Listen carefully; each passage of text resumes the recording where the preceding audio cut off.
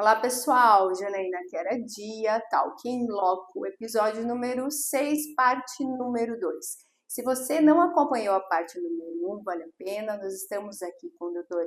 Fábio André Guarani e ele contou um pouquinho dessa trajetória tão bacana dele. Mas agora, Dr. Fábio André Guarani, Ministério Público e os desafios do século XXI.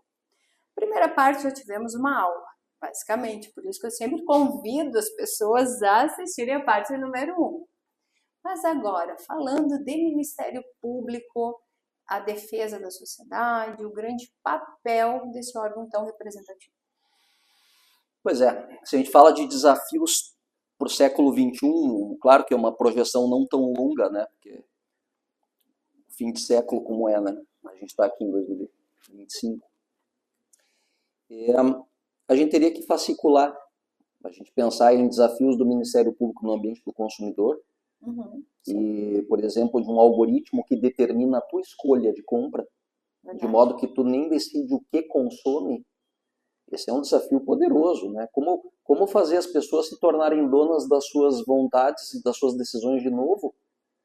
Não sei nem se essa é uma causa do Ministério Público, mas o Ministério Público preserva a dignidade da pessoa humana. E a dignidade da pessoa humana, que é o princípio máter da Constituição, basicamente ela significa autopertencimento. Autopertencimento na verdade, eu ser dono do meu nariz, ser dono do meu destino. Coisa de que a gente está abdicando nesse momento por conta de um modo de viver em que nós somos tutelados por isso aqui. Verdade. Né? E, portanto, eu tenho um tecido social que perde a sua dignidade nesse momento. Por conta do modo que escolheu e por sua própria vontade manter relações com o conhecimento do mundo à volta de si. Né? Relações que são todas mediadas de conhecimento pela internet, e, portanto, mediadas por empresas que processam dados de massa, em velocidade que qualquer ser humano não tem como processar, e a partir daí conseguem antever quais são os movimentos mais adequados ao teu jeito de ser, ao teu modo de pensar, e sugerir, instar, empurrar o teu processo decisório, a tua tomada de decisão e a tua racionalidade para aquilo que se pretende a partir da máquina. Uma máquina que está a serviço de vender produtos e vender serviços. É uma interferência. É um adonamento. O Jean Baudrillard tinha uma frase muito interessante, ele tem um livro chamado Sistema dos Objetos, e um livro chamado A Sociedade de Consumo. É interessante que o Baudrillard escreveu tudo isso antes da internet.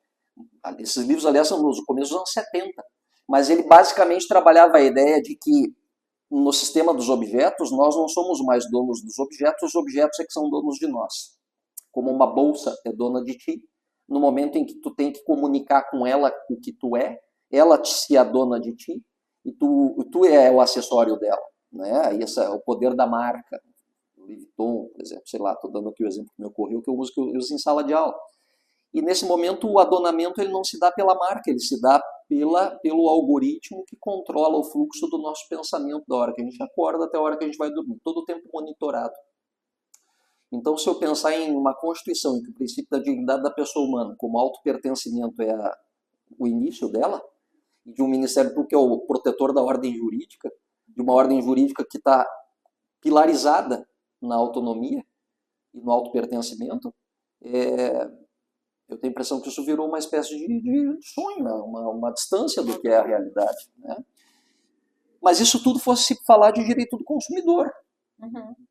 E se eu fosse falar de direito da infância, de pensar no Ministério Público em relação às crianças, eu teria tantas outras questões relacionadas de novo a isso aqui. Tá? A gente já está trabalhando quase que num bloco 3 aqui, questão das tecnologias, né? E assim sucessivamente. Tá? Em relação às crianças, por exemplo, eu estou me lembrando do livro do Desmouriget, A Fábrica dos Cretinos Digitais. Puta, um título, é um soco na cara esse título, né? É um sujeito que trabalhou no ambiente da educação francês, né? O ambiente francês de educação, secretário de Educação Nacional, ele tem uma carreira pedagógica, docente, importante, e da área de saúde, inclusive saúde mental. O livro todo está trabalhando a questão da influência das telas na formação das crianças na primeira infância, segunda infância, pega as crianças ali de 5, 6, 7, 8 anos, basicamente é isso o livro. Tá? Até aqueles livros que, como é um livro médico, ele assim, insiste nos dados empíricos e daqui a pouco tu já entendeu o que é o dado. Né? A gente às vezes tem um pouquinho de impaciência com ciências do ser, né? Química, física, e a maneira como eles têm que provar a ideia, porque a experiência naturalmente revela a verdade nesse setor da ciência. Mas tu tem uma degeneração da qualidade intelectual das crianças pelo contato excessivo com telas e com modificação de insights, como a gente adulto também tem quando está rodando um Instagram, por exemplo. Sim. Né? Só que o nosso cérebro é um cérebro que tem os treinos, ainda que a gente esteja propositadamente escolhendo por destreiná-los, os nossos cérebros têm os treinos, por exemplo, da concentração do livro, que é aquela coisa que tem um fio condutor da página 3 até a página 200, tu chega na 200 e enxerga a relação dela com a 3. Quando tu roda pequenas informações que não são amarradas uma na outra, o teu cérebro treina para não amarrar a informação uma na outra. E aí o raciocínio complexo, de que o ser humano sempre foi capaz, pelo menos a partir de toda a civilização do livro, esse raciocínio complexo se perde. Isso está fazendo com que as crianças sejam incapazes de raciocínios encadeados. São as primeiras gerações que têm QI inferior à da geração antecessora. E isso hoje está medido. Isso não é uma especulação. Hoje isso é uma constatação. Os países, inclusive, que levaram computadores para salas de aula, na Escandinávia, na Europa, estão renunciando a fazer isso. Um Ministério Público protege a infância e a juventude, com uma doutrina de proteção integral. O que pode diante disso? E saindo desse universo das tecnologias, pegando mais um fascículo, vamos pensar no fascículo que é a tradição do Ministério Público, vamos pensar no Tribunal do Júri. Sim. Até porque ontem eu estava falando disso, então fica fácil, né? E eu também gosto bastante. Tribunal do Júri, né? Então, é a vitrine tradicional do Ministério Público, né? De um país que comemora ter baixado a taxa de 30 mortes por ano a cada 100 mil habitantes, que nós tínhamos em 2017, que é o nosso recorde, comemora para, nesse momento, ter baixado ela para 20. Então, de 30 para 20, né? Entre 20 e 21 nós temos nesse momento no Brasil. No Paraná é mais ou menos 18, abaixo da média brasileira um pouquinho. Mortes a cada 100 mil habitantes ano. A gente comemora, né? Poxa vida, reduzimos em 1/3. É uma redução significativa, só que esse índice, ele é o dobro do índice limite da ONU para mortes endêmicas, epidêmicas. A ONU e a OMS, muito particularmente, a Organização Mundial de Saúde, e aqui a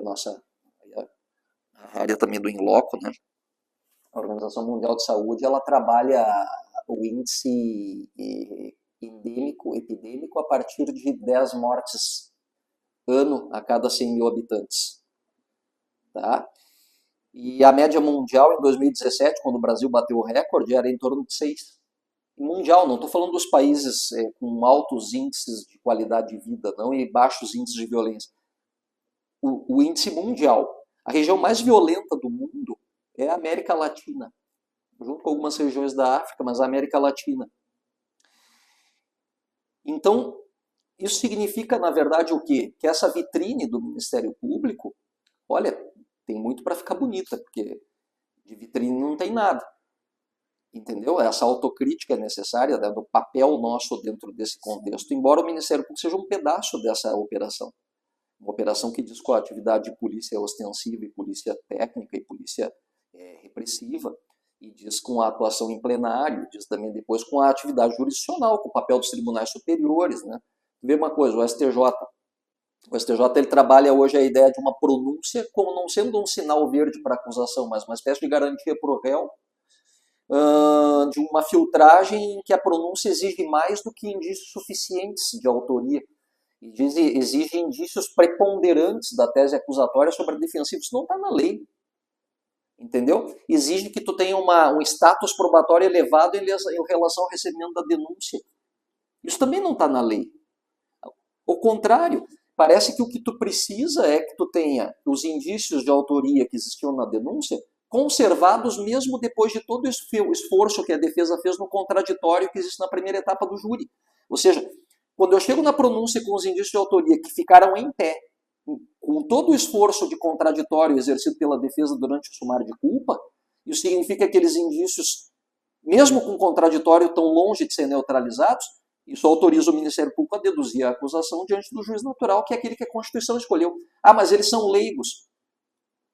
Gostemos ou não, é a escolha constitucional de um poder que emana do povo, e nesse momento ele é exercido diretamente pelo povo como parte do poder judiciário naquela hora. É o povo julgando diretamente. Sim. Como o povo pode legislar diretamente num plebiscito, ele pode julgar diretamente no tribunal do júri, né?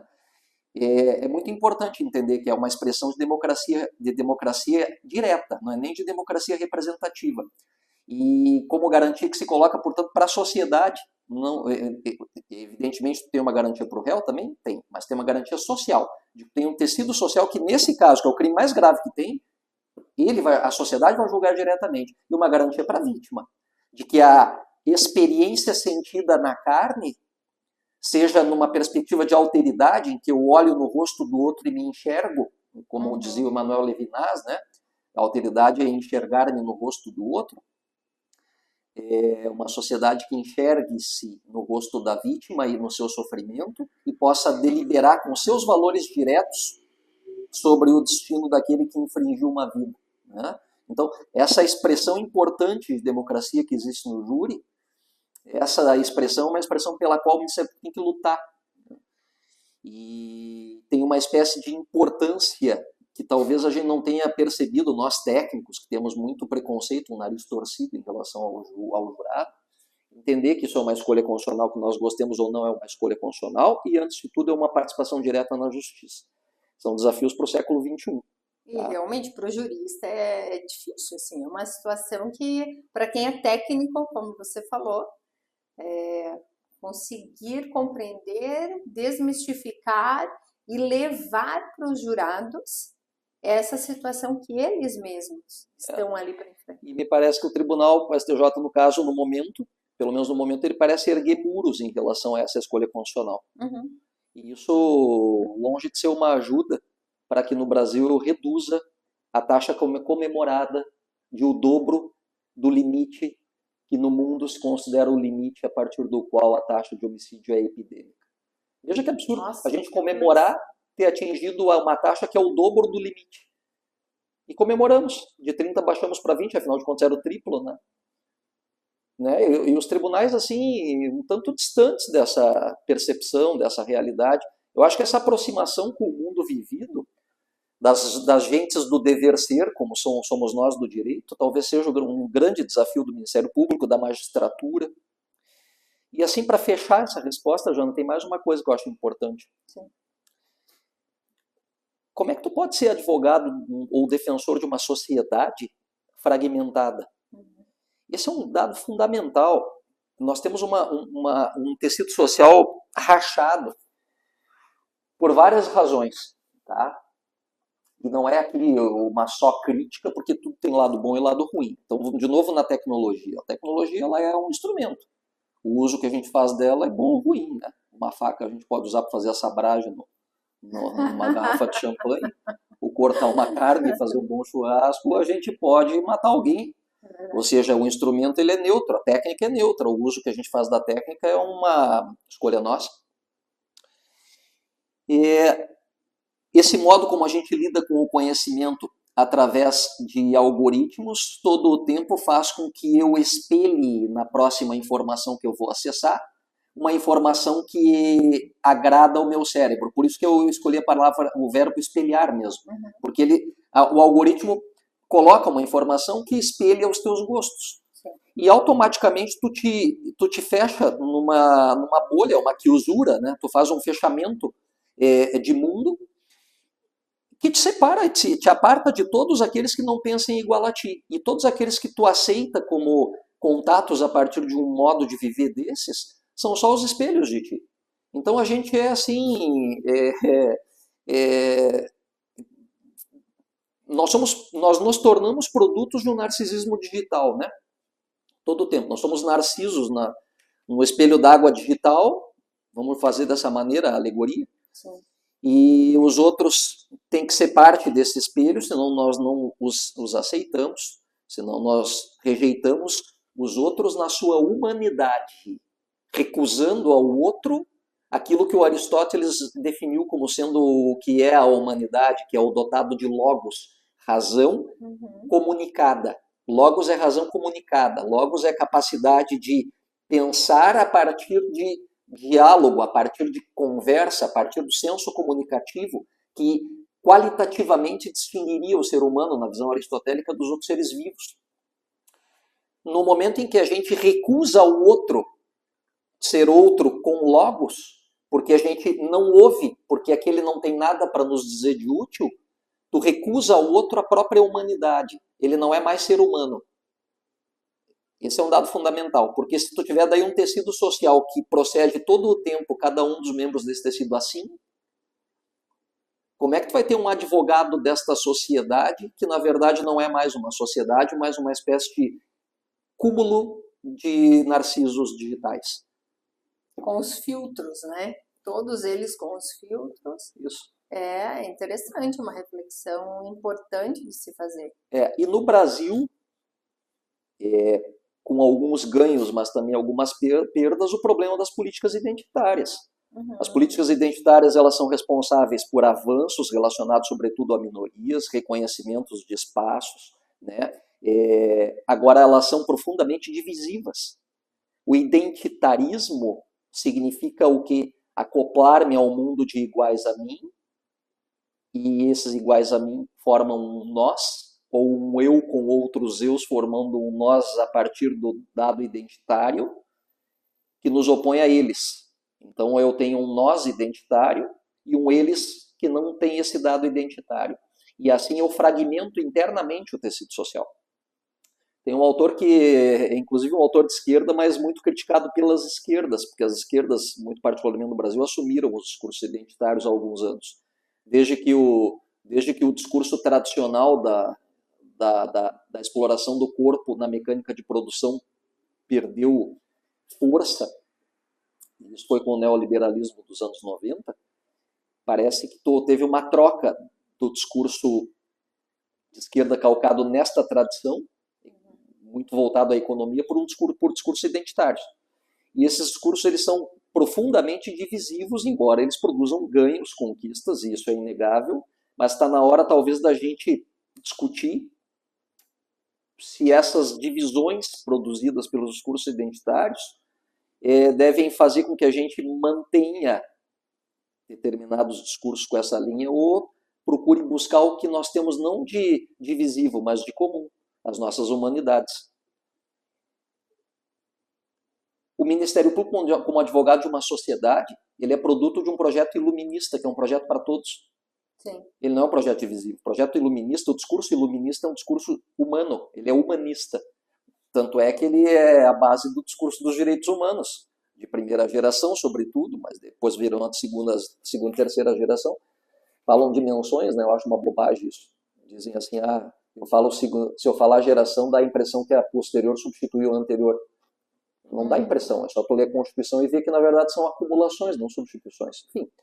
E a palavra gerações é melhor porque ela me leva para um sentido cronológico, de eu entender o que engendra os direitos humanos em cada tempo em que foram concebidos. A palavra dimensão não produz esse percurso, não me leva na máquina do tempo.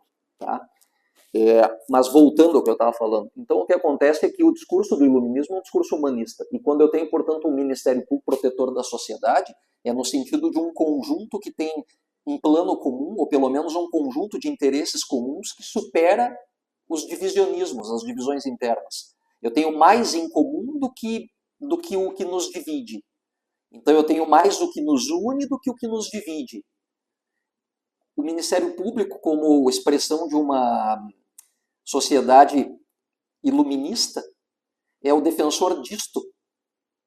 E como tu pode ser um defensor disso num tecido social todo fragmentado? Exatamente. Entendeu? Então, isso tu vê dentro do próprio Ministério Público. Porque daí como é que tu pode ter, inclusive, o Ministério Público para defender esse uno, o que há de comum como senso humanitário numa sociedade, ele naturalmente tem que ser uma instituição una. E agora, esse divisionismo que é externo a ele é interno a ele. Aí tu tem um outro problema, um segundo problema, que é o transporte desse modo de viver divisionista para dentro da estrutura. E aí ficar uma estrutura única e indivisível, como são os princípios institucionais do Ministério Público, é uma coisa um tanto complexa, difícil, entendeu? E talvez esse seja o maior desafio do Ministério Público de hoje. Como numa sociedade dividida, fragmentada, narcisista, em que o eu ele é muito superior ao nós, e o nós ele não tá, ele está abolido em nome de microgrupos, como ser o defensor desta sociedade como um conjunto. Nossa! Mas como sempre, uma aula aqui com o Dr. Guarani. Na próxima parte desse episódio, nós vamos falar um pouquinho sobre o direito penal e as perspectivas futuras. Então não deixe de acompanhar a partir de amanhã na Inloco.